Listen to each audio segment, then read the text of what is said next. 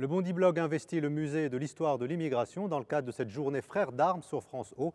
Pendant 1 heure, nous allons débattre avec nos invités. Les jeunes du Bondi Blog ont préparé, confectionné et ont invité un certain nombre de personnalités pour débattre des conséquences de cette histoire.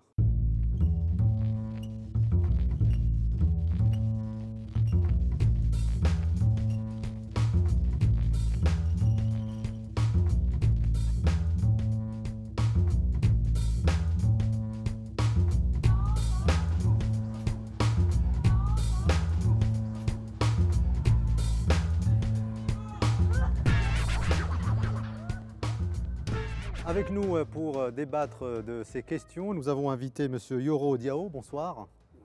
Merci beaucoup d'avoir répondu à notre invitation. À vos côtés, Rokhaya Diallo. Bonsoir Rokhaya. Bonsoir. Vous êtes journaliste, auteur, fondatrice de l'association Les Indisibles. Et puis Pascal Blanchard qui nous a aussi rejoint. Bonsoir Pascal. Bonsoir. On ne vous présente plus, vous êtes chercheur associé au laboratoire communication et politique du CNRS et co-dirigeant du groupe de recherche Achak. En tous les cas, vous travaillez beaucoup sur ces questions depuis quelques années. En face de vous, il y a un certain nombre de jeunes du Bondi Blog, notamment Charlotte Cossé. Bonsoir Charlotte. Ilyes Ramdani. Bonsoir. Et Faiza Zerwala. Tous ensemble, nous allons donc débattre de ces questions. Mais avant cela, je voudrais juste vous montrer ce petit extrait que nous avons sorti donc, du film Indigène que les téléspectateurs viennent de voir à l'instant. Et ensuite, on commence donc nos réflexions.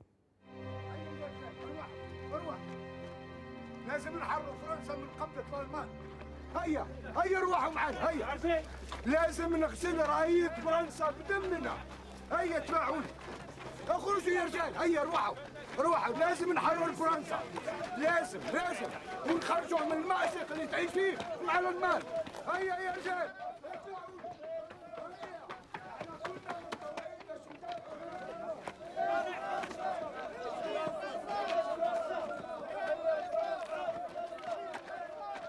سعيد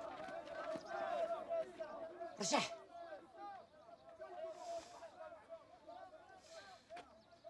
الله يهديك ادخل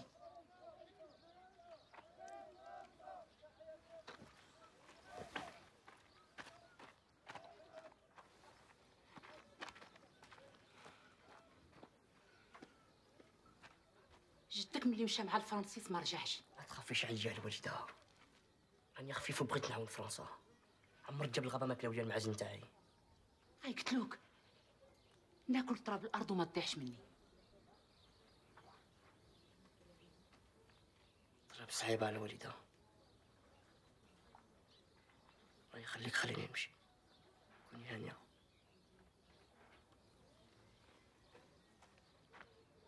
طلعي معايا.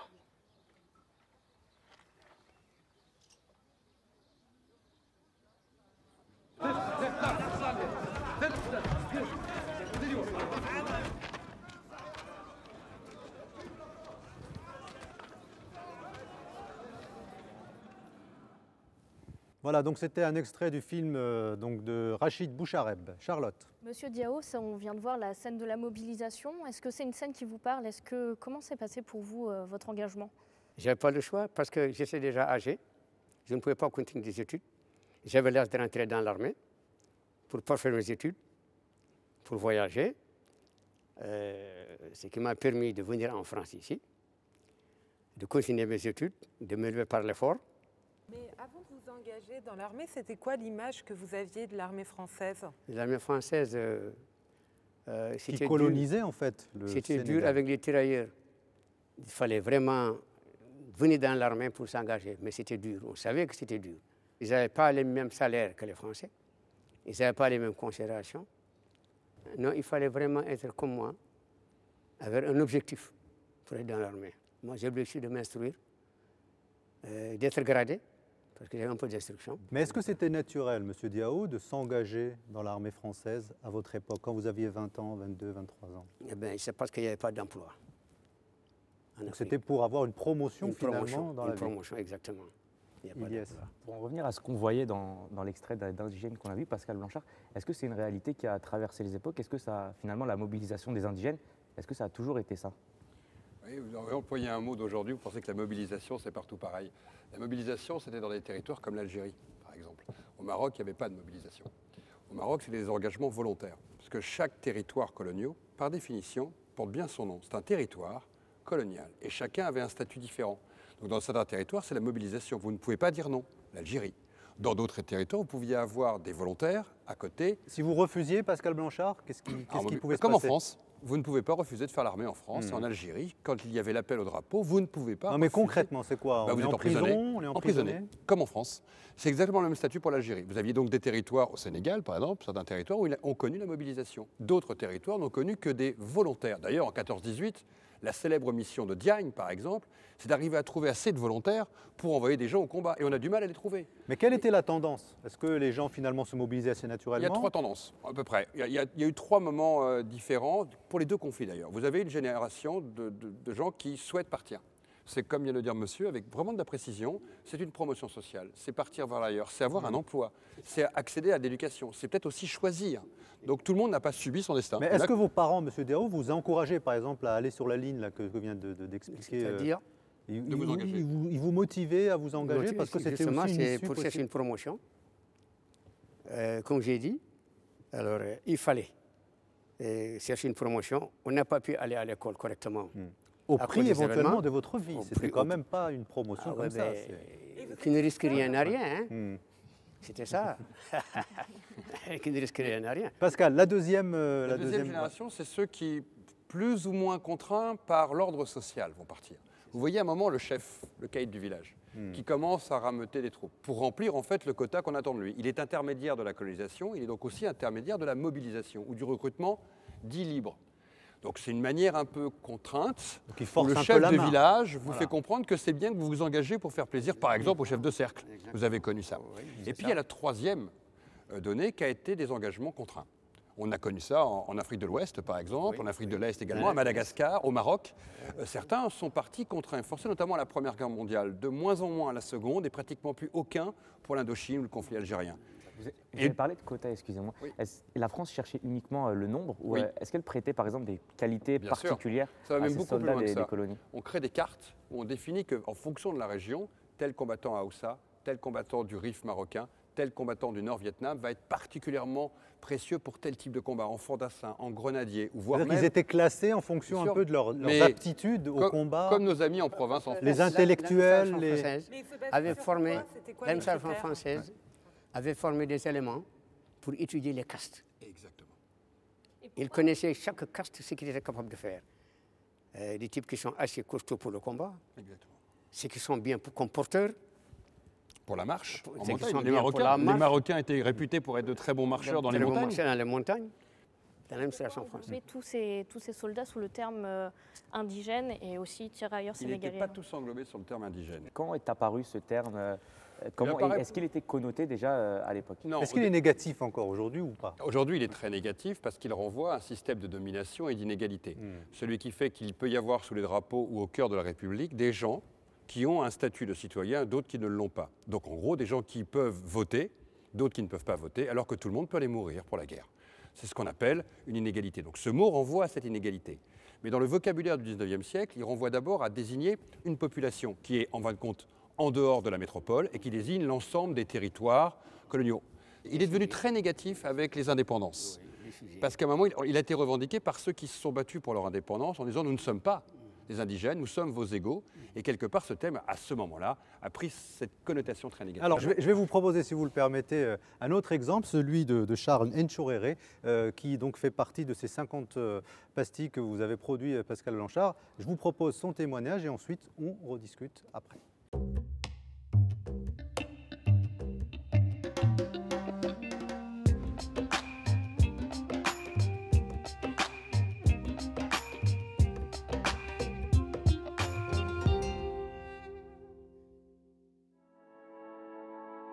Véritable héros mort pour la France, Charles Nchoréré a pris part aux 2 guerres mondiales.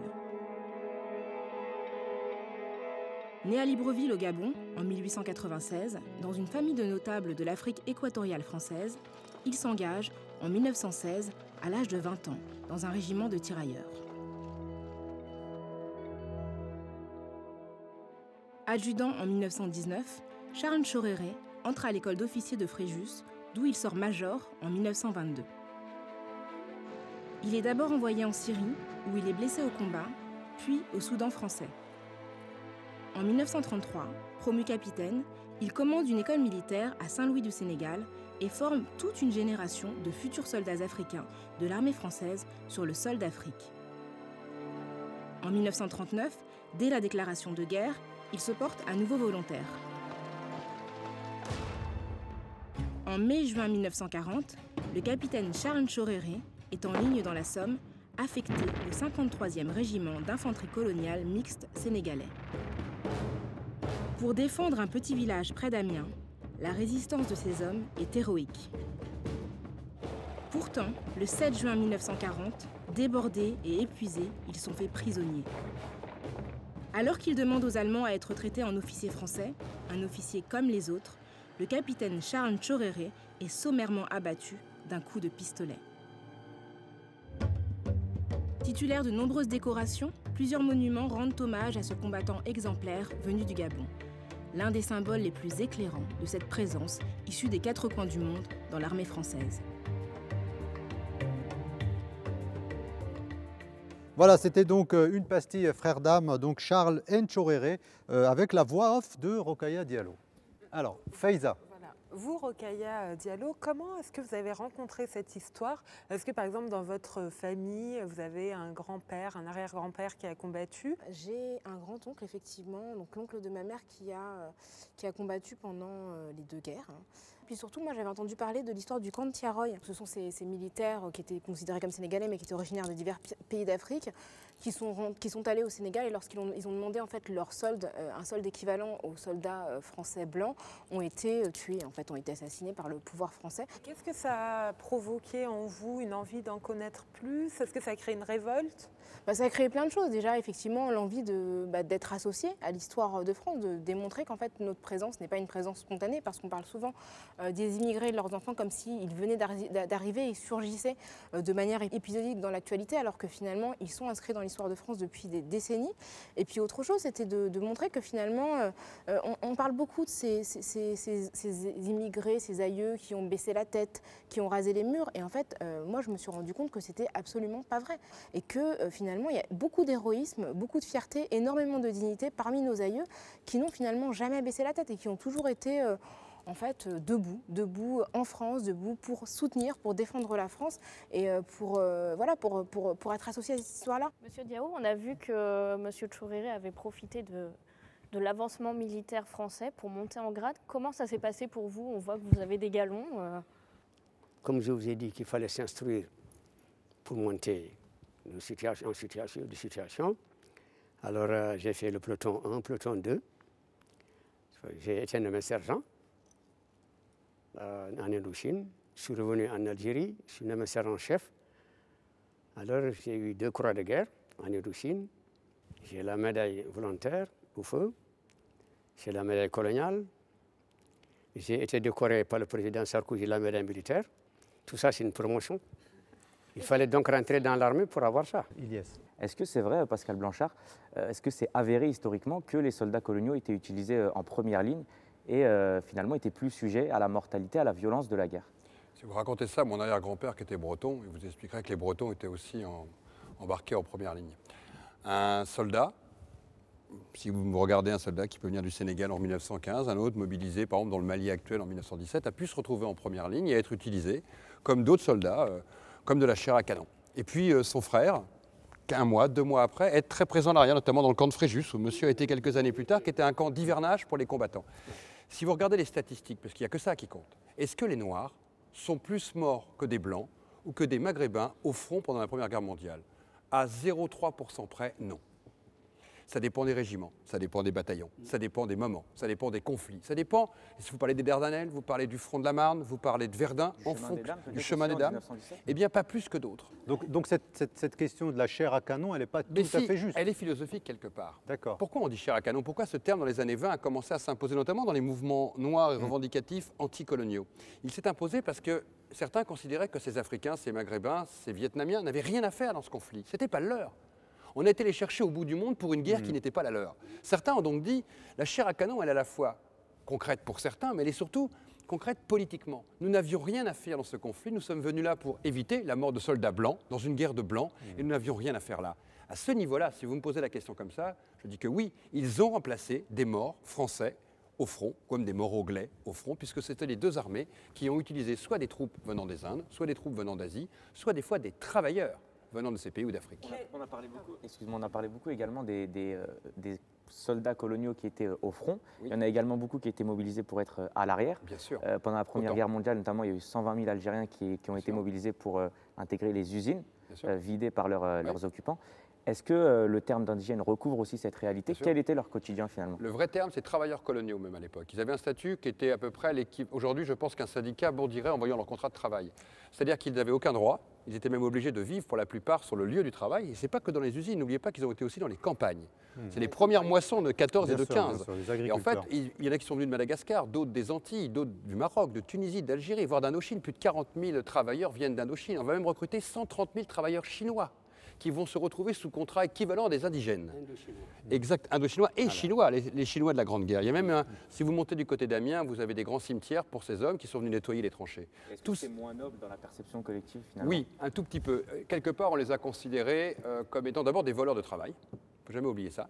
Les premières grèves, notamment de la CGT à l'époque, c'est contre les travailleurs coloniaux. On ne les aime pas et il y avait de la propagande des Allemands qui disaient aux combattants français, pendant que vous êtes au front, les indigènes s'amusent avec vos femmes à l'arrière. Imaginez l'impact de cette propagande. D'un seul coup, c'est 300 000 travailleurs qui vont venir d'hors d'Europe sur le sol de France et vont donc constituer la première vague migratoire venant des Outre-mer sur le sol de la République. Qui a donné quelques années plus tard l'identité de ce pays. D'ailleurs, on a demandé à Idir Houssini justement de s'interroger sur cette question, puisque vous le savez, Idir Houssini s'interroge souvent dans les éditos et notamment sur sa propre identité de jeune Français. 2014, les 100 ans de la Grande Guerre. Mon deuxième centenaire. 3, puisque le premier était un bicentenaire. 1989, j'avais 8 ans. J'habitais dans une cité SNCF peuplée de cheminots marocains. Autour de notre béton, des pavillons où jouaient les petits enfants blonds dans leur jardin. À l'école, on était toujours 1 ou 2 Mohamed par classe. On prenait du bougnoulou, thé sale, retourne dans ton pays, au goûter du 4 heures. Oh, c'est rien. Un enfant, c'est heureux avec un bout de bois et un Mr Freeze. Mais la leçon était apprise. Nous n'étions pas français. C'est vrai après tout, qu'est-ce qu'on foutait là? La maîtresse nous avait dit qu'un videur nous avait mis à la porte de Poitiers, à grands coups de marteau. 732, la date que l'on retient tous à l'école. Mais en 89, tout ça, c'était Walou.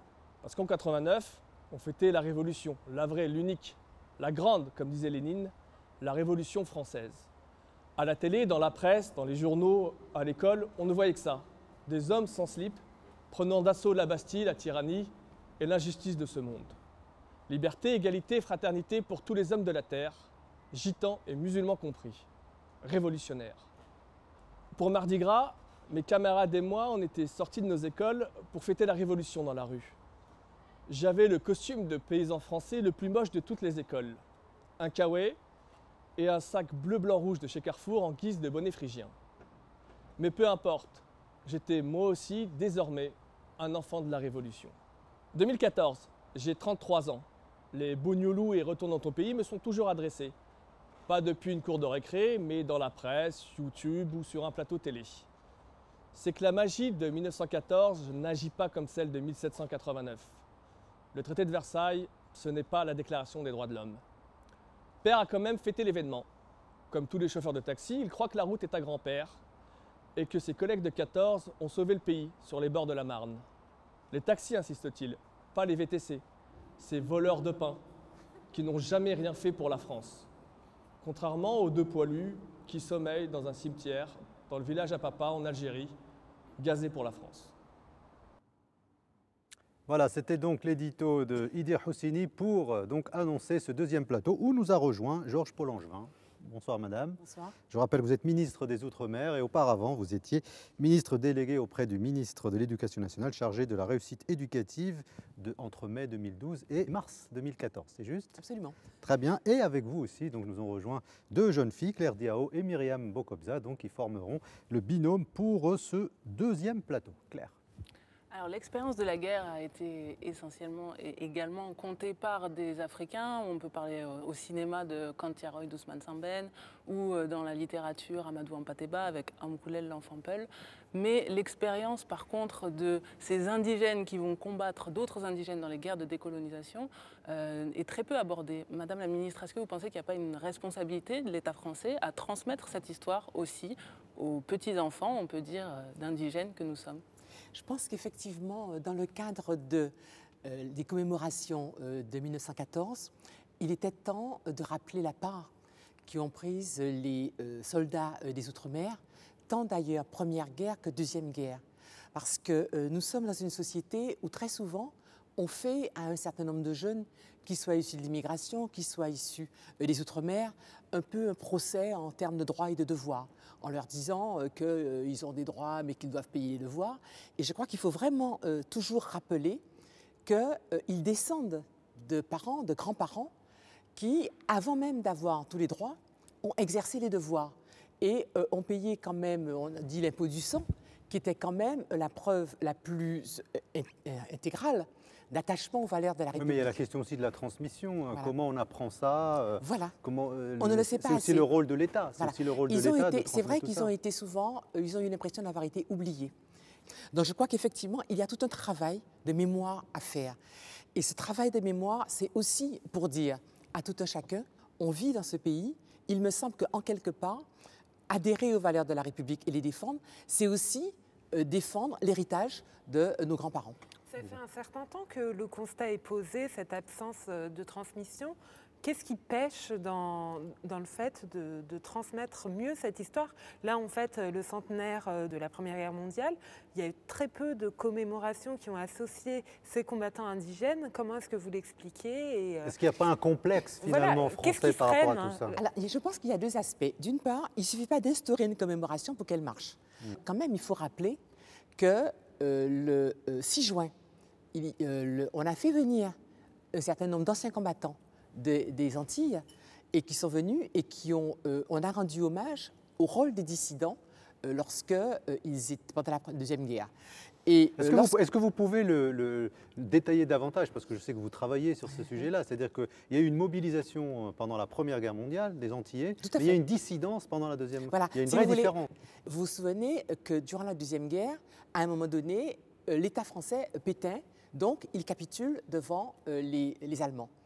Et ils envoient dans les Outre-mer des gouverneurs qui les représentent et qui, bien évidemment, mettent en place un système basé aussi sur le racisme.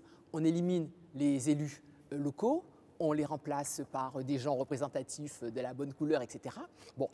Mais les Antillais et les Martiniquais ne l'ont pas accepté. Et par conséquent, ils prenaient des petits bateaux, des barques de pêcheurs, pour aller dans l'île voisine de la Dominique ou de Sainte-Lucie. Et à partir de là, ils rejoignaient le général de Gaulle pour pouvoir lutter. Et il y en a un certain nombre qui sont morts en traversant sur ces petits bateaux le canal de la Dominique. Myriam. Monsieur Blanchard, comment expliquez-vous qu'après la Seconde Guerre mondiale, les troupes coloniales aient été mises à l'écart de la victoire française? Alors c'est plus compliqué que ça. C'est toujours compliqué avec Pascal. Elles ont été plus commémorées dans les années 45 à 60 parce que c'était les guerres d'indépendance et qu'à ce moment-là, on mettait même en première ligne les troupes coloniales parce qu'elles faisaient la guerre d'Indochine, comme on l'a vu tout à l'heure, où elles étaient présentes en Algérie. Ce n'est pas le moment où on les a le plus oubliées. On a eu un peu de mal à les rendre présents pour libérer Paris, puisqu'elles ont été largement dirigées vers l'est de la France, puisque le général de Gaulle n'a pas forcément souhaité que Paris soit libéré par ceux, justement, qui avaient débarqué en Provence. Donc, concrètement, Pascal Blanchard, ça veut dire qu'on ne voulait pas voir de Noirs défiler sur les Champs-Élysées à Paris. Non, mais c'est encore plus compliqué que ça. C'était d'avoir des Blancs qui libèrent Paris. Nous étions encore en pleine guerre et avec la pression des troupes alliées, anglaises et américaines, qui étaient, je rappelle, l'armée américaine était une armée de ségrégation. Donc c'est une stratégie pensée, réfléchie et mise en œuvre. Ah, mais c'était un choix de l'armée. On a blanchi les régiments et ceux qui avaient débarqué en Provence, qui ont libéré Marseille et Toulon, n'ont pas libéré Paris. D'ailleurs, c'est des combattants qui souvent ne s'étaient jamais battus qui ont libéré Paris. On a envoyé vers l'Est, vers les combats vers l'Est, les troupes qui étaient, depuis des fois des années 40, avaient rejoint le général de Gaulle. Ça, c'est une histoire connue. On les a un peu ramenés vers 1945 pour défiler dans Paris, les grands défilés de la Libération. On les a encore un peu commémorés jusqu'aux années 60. Et puis après, c'est vrai, vous avez raison, avec les indépendances, on a oublié cette part d'histoire. On les a complètement sortis de l'histoire de France, comme si en fait la France était libérée par elle-même, par les métropolitains. Ils étaient devenus comme des éléments secondaires de ce conflit. C'était un peu oublié qu'ils avaient souvent été, jusqu'à 75% de cette armée d'Afrique, les seuls combattants qui se sont levés et se sont opposés au maréchal Pétain. Je vous propose une des pastilles de Frères d'Armes, vous le savez, c'est une émission qui est faite dans le cadre d'une programmation spéciale aujourd'hui sur France O. Il s'agit de Mohamed Lakhdar Toumi, c'est 1 minute 30 d'émotion autour donc de ce monsieur.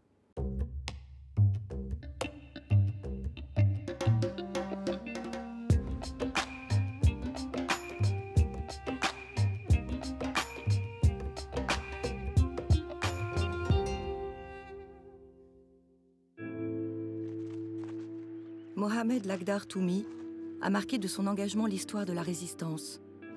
De lui, il ne reste que quelques images, dont celle-ci, le jour de son arrestation. Né en 1914 en Algérie, Mohamed Lakhdar Toumi adhère aux jeunesses communistes. Fort de son idéal de liberté et de son refus du totalitarisme, il débarque dans l'Hexagone en 1936 à l'heure du Front populaire. 3 ans plus tard, c'est la défaite. La France est occupée.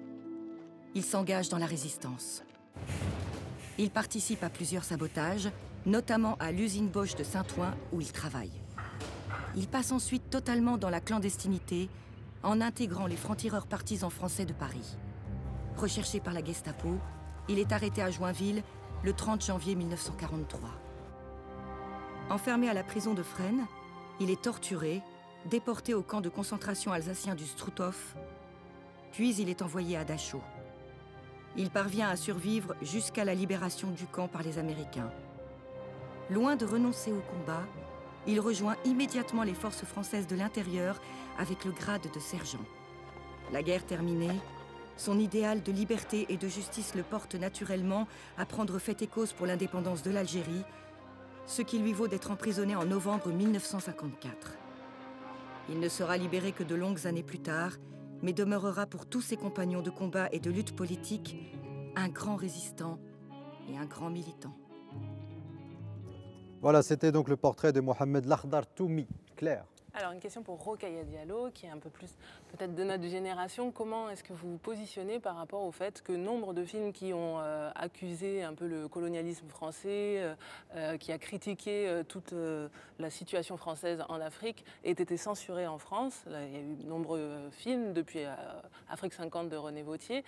Comment est-ce qu'on explique qu'Indigène, par contre, sorte sur les écrans et puisse ramener dans le débat public toute la situation des combattants 60 ans indigènes après. Je crois qu'il aurait été difficile d'ignorer Indigène étant donné les acteurs par lesquels il était porté. Effectivement, Jamel Debbouze est une des figures les plus populaires de France et toutes origines confondues. Donc je crois qu'Indigène est intervenu à un moment où le débat émergeait sur la question des minorités, notamment de celles qui étaient issues de l'histoire de la colonisation, donc les enfants, petits-enfants d'immigrés, qui avaient une présence dans l'espace public tellement massive qu'il aurait été extrêmement difficile de ne pas tenir compte de cette interrogation. Et je crois vraiment que l'interrogation qu'on a aujourd'hui, le fait qu'elle soit entendue par les politiques au plus haut niveau, indique simplement l'infléchissement d'un rapport de force. Je crois que c'est vraiment, c'est très très pragmatique. C'est pas effectivement des gens qui sont découverts une nouvelle générosité, c'est que simplement on ne peut pas ignorer cette interrogation qui est portée par des gens qui sont aujourd'hui plus nombreux. Effectivement, vous avez parlé de génération, mais je pense que notre génération, aujourd'hui, beaucoup de personnes de notre génération sont en mesure de produire de la fiction, d'écrire, de s'investir en tant qu'acteur. Et quelqu'un comme Jamel Debbouze, qui s'est imposé dans la sphère de la comédie, est devenu lui-même producteur et promoteur d'un discours qui a autrefois été invisibilisé. Mais c'est un acteur absolument central du cinéma français et il est fort difficile aujourd'hui de ne pas tenir compte des interrogations qu'il porte de manière légitime pour une génération, voire plusieurs. Une génération pourra par exemple ressortir en salle des films qui ont été censurés pendant des années. Je pense que ce sera possible. Je pense que c'est possible. Mais déjà, on a eu accès à ces films, Vous avez cité effectivement le film de René Vauthier, mais aussi Cantiaroy qui n'avait pas été visible en France.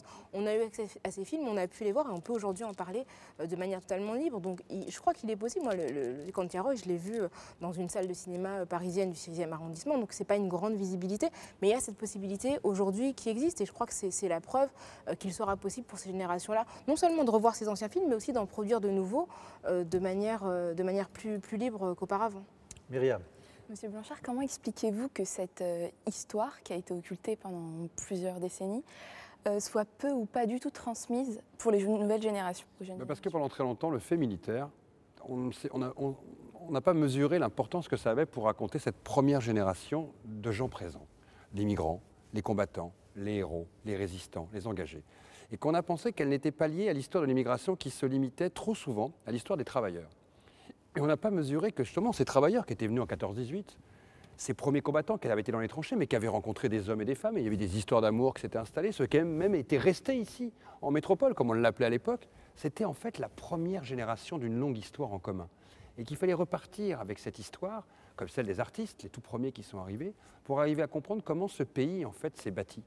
Et qu'on est enfin seulement en train de comprendre maintenant pourquoi nous tous ici, on est liés à cette histoire en commun. Et que ce n'est pas simplement l'histoire de nos pères, de nos grands-pères, mais c'est des fois l'histoire de nos arrière-arrière-arrière-grands-pères qui, depuis 2 siècles, sont dans ce pays ensemble. Et on a un peu d'histoire coloniale là-dedans, un peu d'histoire militaire, un peu d'histoire des arts, un peu d'histoire de l'immigration de travail. Et c'est tout ça qui fait la France. Et que maintenant, en allant gratter derrière l'histoire des tranchées, on arrive à comprendre que s'est écrit une autre histoire de la République et de la fraternité. Mais l'État français, notamment à travers son arme de reconstruction je vais vous donner un exemple. qu'est l'éducation nationale, est-ce que là, on ne peut pas faire quelque chose? Je vais plus loin que et ça. là, je pose la question à l'ancienne ministre. Normalement, c'est vrai que ce qui était prévu, c'est qu'à l'occasion de cette série de commémorations, parce que si vous voulez, on commence là, on est sur 14, mais ça signifie qu'on a pratiquement encore plusieurs années pour parler de cela. Et je pense qu'il faut effectivement se saisir de cela pour rappeler le rôle que Mais avec ces quel hommes... outil? Par exemple, dans les manuels scolaires, si vous permettez, Madame le ministre, est-ce qu'on peut, à l'âge de 5, 6 ans, 7 ans, dès qu'on entame sa scolarité à l'école primaire, est-ce qu'on peut avoir une autre image de l'aspect multiculturel de ce pays, la reconnaissance de l'histoire, de ses aïeux et ainsi de suite? Je pense qu'il faut impérativement la développer. Il y a déjà beaucoup de choses qui existent. Si vous voulez, il y a énormément de matériel existant. Il faut, si vous voulez, qu'on arrive à impulser chez les enseignants le goût de le faire. Parce que il faut décomplexer en réalité, il faut sortir du déni il faut, peut-être. c'est une mémoire que souvent, d'ailleurs, c'est une mémoire qui était occultée des deux côtés.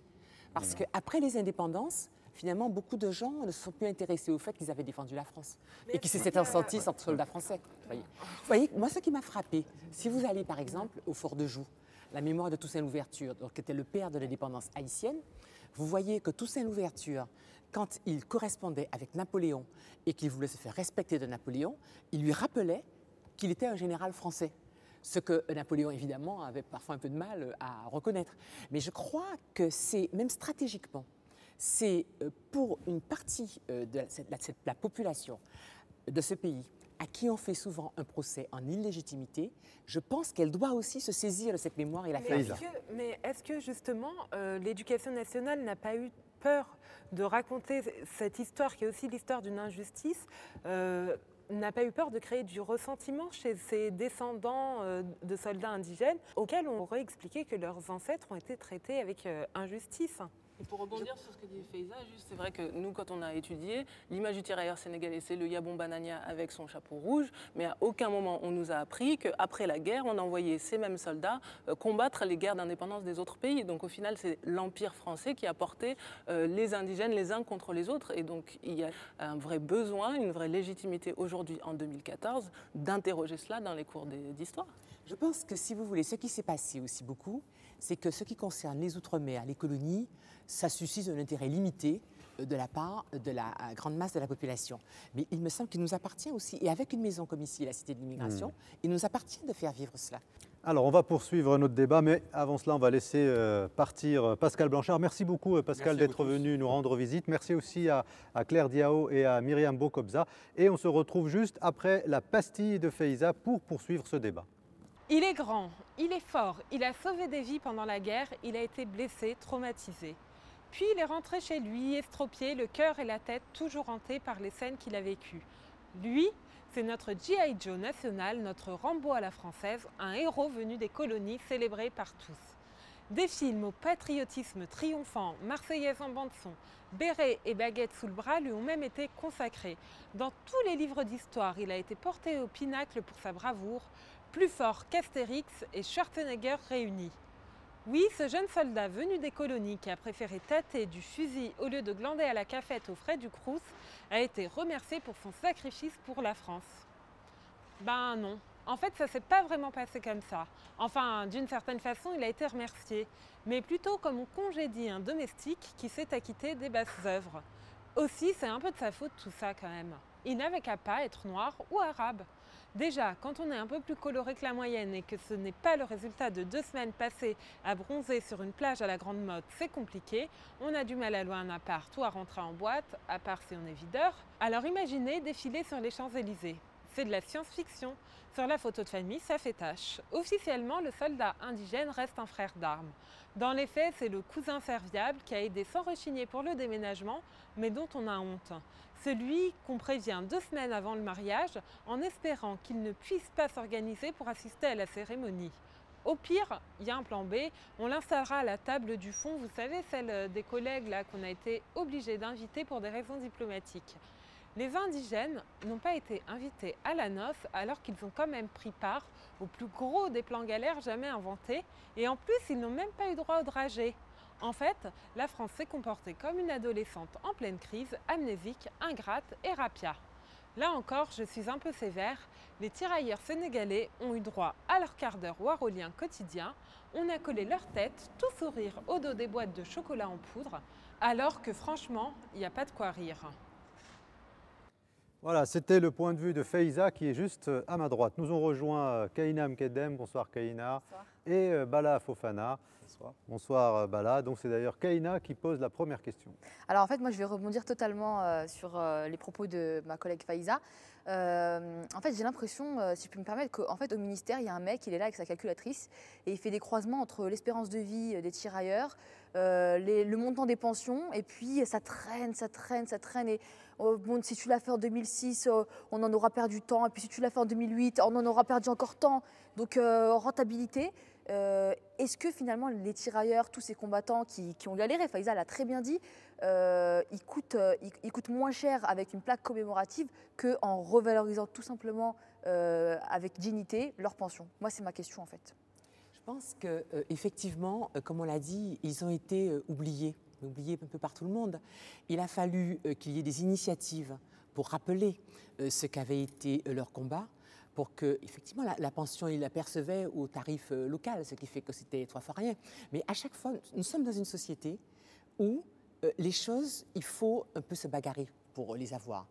Et ce qui a manqué, me semble-t-il, à ces travailleurs et à ces tirailleurs, ça a été le fait d'être présent dans la mémoire aussi des gens, de leur peuple.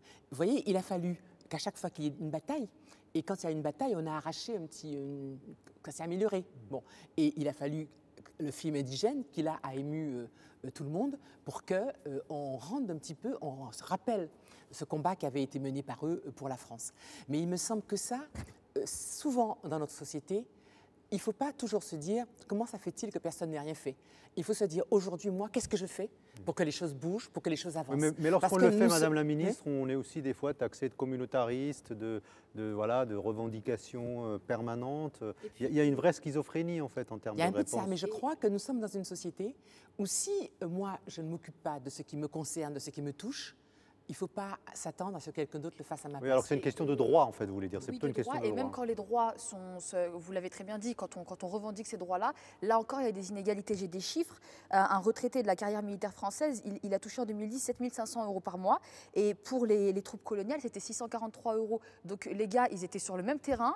Il y en a un qui gagne 10 fois plus que lui, normal. C'est parce que, si vous voulez, ceux qui étaient dans leur pays d'origine, c'est à ce moment-là que ça a été, quand il y a eu les indépendances, tout ça a été cristallisé au moment ceux qui touchaient avant.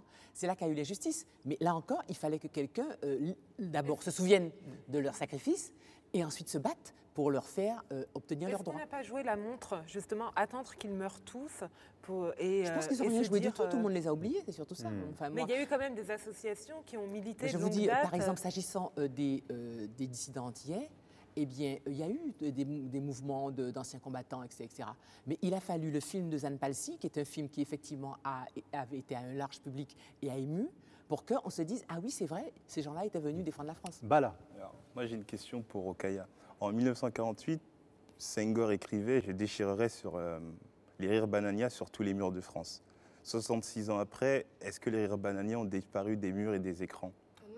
pas disparu, bien au contraire. Hein. Je pense que vous pouvez trouver aujourd'hui. On a un peu refait le en design. Supermarché, voilà, c'est un peu on a en même 3D, redesigné la voilà, chose. c'est un peu plus moderne, mais c'est toujours la même stylistique avec la figure du tirailleur dit sénégalais, en tout cas africain. Il y a les associations, dont le MRAP d'ailleurs, qui ont voulu interdire la vente des produits qui avaient le visage du tirailleur. Et en fait, ce qui a été beaucoup dit en termes d'arguments, c'est de dire que ça appartient au patrimoine national. Donc on a le sentiment que non seulement il n'y a absolument aucun regret par rapport à la manière dont on s'est moqué de ces tirailleurs, parce que ce tirailleur-là, c'est quelqu'un qui est venu défendre la France, parfois au péril de sa vie, et finalement, le résultat, c'est qu'on se moque de lui avec une enseigne qui lui fait dire « ya bon », donc en mauvais français, et avec un sourire totalement niais, voire idiot, pour reproduire cette imagerie coloniale qu'on avait du noir. Pour aller plus loin encore sur les écrans, vous faites partie un peu de cette descendance. On se moque souvent de vous. Christine Taubira est également attaquée, Najat Vallaud-Belkacem également. Est-ce que la France a encore un problème et garde les préjugés qu'elle avait sur les gens de cette époque? Alors la France a un problème de mémoire, c'est évident. Si on compare la production, par exemple, en termes de fiction, qui revient sur l'histoire coloniale, ou en tout cas sur les moments les moins glorieux de l'histoire de France, si on compare ça avec ce qui s'est fait aux États-Unis, clairement, il y a un vide en France total. Et ça se fait souvent avec des décennies de décalage. Est-ce qu'on n'est pas sur la trajectoire finalement? Les Américains, ils font Apocalypse Now dans la foulée du Vietnam. Nous, on fait Indigène quasiment plus de 50 ans, 60 ans même après la Seconde Guerre mondiale. Donc évidemment, on a un problème véritablement en France à parler des moments où la France n'était pas glorieuse, où la France a trahi ses idéaux et ses valeurs. Même au-delà des productions historiques pures, la France a un problème dans la représentation des Noirs et Arabes dans ses œuvres de fiction. D'elle-même, en fait. Et la France, c'est un pays qui... Quand vous posez la question comme ça, si vous voulez, il me semble que vous vous mettez un peu dans la logique de ceux qui considèrent que tous les basanés bronzés ne sont pas des vrais. Parce que, si vous voulez, la France, c'est nous aussi. Et parce que c'est vous.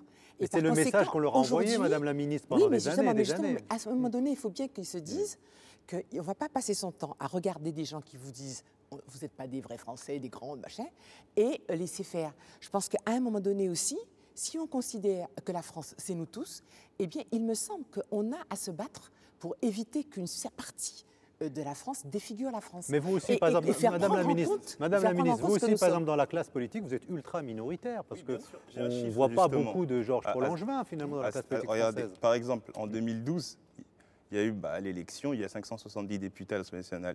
Il y en a une dizaine qui sont issus de l'immigration. Et en 1952, ils étaient 3 fois plus. Comment vous expliquez? Non, mais c'est un recul quand même. C'est un recul. Sincèrement, de 10 à 33 qui sont issus d'Afrique. Oui, entre-temps, c'est les indépendances. Oui, mais quand même. Donc, si vous voulez, entre-temps, c'est des indépendances. On a même eu un président il y a eu des Sénat, vagues d'immigration. Il y a eu des vagues d'immigration. Comment ça se fait que... Ils n'étaient plus à l'Assemblée nationale. Ils n'étaient plus à l'Assemblée nationale, mais ils étaient présidents de leur pays. Donc, si vous voulez, c'est comme dans les divorces. Après le divorce, on ne veut plus se voir. Donc c'est les enfants qui trinquent, alors c'est pour ça qu'on n'a personne... Donc durant un certain temps, on était divorcés, on ne se voyait plus. Et qu'est-ce qu'on fait pour les enfants qui sont restés et qui ne sont pas retournés avec papa en Afrique? Je vais vous donner un exemple. Eh bien, justement, moi, à un moment donné, je me suis dit, c'est pas normal. Et c'est pour ça qu'en 2006, j'ai voulu être candidate à l'Assemblée nationale. Et au début, tout le monde pensait, on me disait, c'est communautariste. Parce qu'on vous dit toujours ça. Bon. Et c'est communautariste parce qu'ils pensaient que j'étais candidate parce que je voulais que les Noirs et les Arabes votent pour moi. Bon. Et je leur dis, attention, dans une circonscription comme la mienne, même si je les vois de tous les Noirs et tous les Arabes, ça ne suffira pas. Il faut aussi, j'ai plus de prétentions que ça. Je veux que les Français de souche votent pour moi. Si vous voulez, moi je pense que des maires de grandes villes, des députés qui seront issus de la diversité, il va y en avoir beaucoup. Et un jour ou l'autre, ça finira comme aux États-Unis avec un président de la République. Bon. Mais si vous voulez, je pense que nous, à notre petit niveau, on a fait avancer un peu.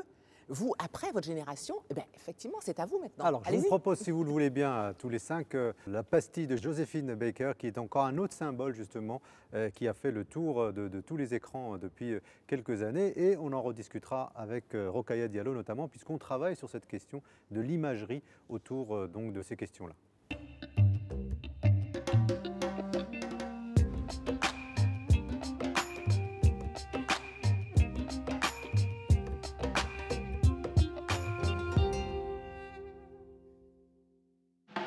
Révélée à moins de 20 ans par le spectacle La Revue Nègre, au Théâtre des Champs-Élysées en 1925, Joséphine Baker était originaire de Saint-Louis, dans le Missouri aux États-Unis.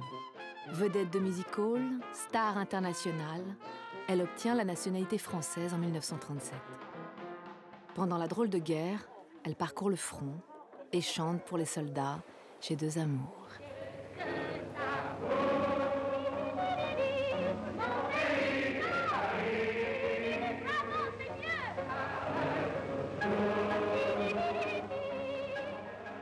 Quelques mois après la défaite, elle devient un agent de la France libre.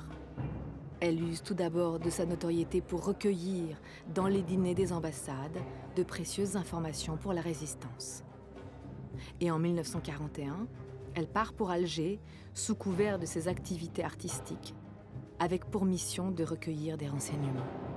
À partir de 1942, elle s'engage dans le théâtre aux armées alliées en Afrique du Nord et au Moyen-Orient. En juin 1944, elle intègre l'armée de l'air au grade de sous-lieutenant comme officier de la propagande. Elle va suivre la première armée française et donner des concerts pour recueillir de nouveaux fonds. Décorée de la médaille de la Résistance, elle reçoit le 18 août 1961 les insignes de la Légion d'honneur, ainsi que la Croix de guerre avec palme, qu'elle portera aux quatre coins du monde. Elle recevra les honneurs militaires avant d'être inhumée le 15 avril 1975. Et elle figure dans la mémoire de tous les Français comme l'une des grandes héroïnes de ces années sombres.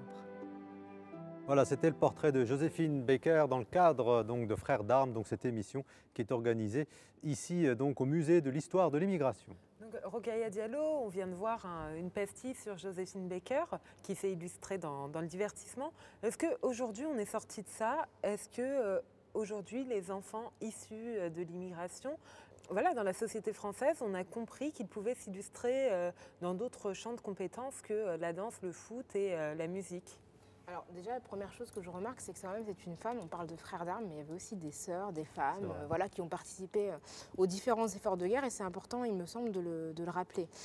Effectivement, Joséphine Baker s'est illustrée parce qu'elle a participé à cette manière dont on a forgé l'image de la femme noire qui était un corps exotique, attirant, etc. et qui aujourd'hui est perpétuée. On a pu le voir jusqu'à aujourd'hui. Certains mannequins sont toujours mis en scène avec cet imaginaire parfois animalier, parfois exotique, et donc beaucoup de femmes ont énormément de mal à sortir. Donc on en est sorti, mais pas tout à fait. Si on considère, par exemple, on parlait de fiction tout à l'heure, les comédiens, les gens qui sont aujourd'hui comédiens, qu'ils soient d'origine maghrébine, asiatique ou noire, ont énormément de mal à obtenir des rôles en fait, qui sortent d'un certain nombre de clichés. Et c'est quelque chose qu'on voit beaucoup aussi dans la représentation de manière générale des minorités sur la scène publique.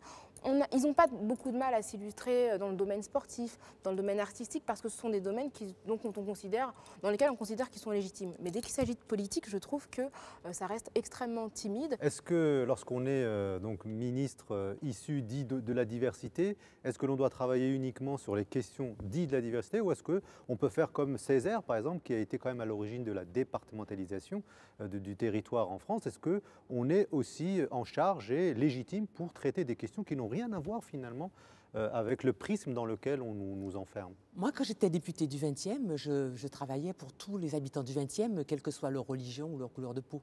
Donc je pense qu'effectivement, si on veut participer à un ensemble, il faut prendre aussi à bras-le-corps les questions qui concernent tout le monde.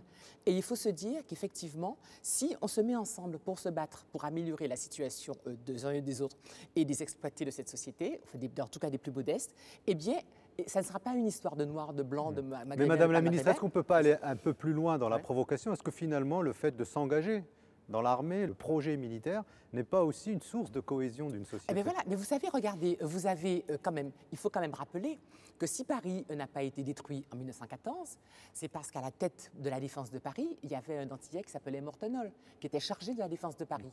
Mais ça, pareil, c'est un truc que tout le monde a oublié. Et je crois qu'effectivement, il y a dans l'armée française aujourd'hui beaucoup de jeunes qui sont issus des quartiers.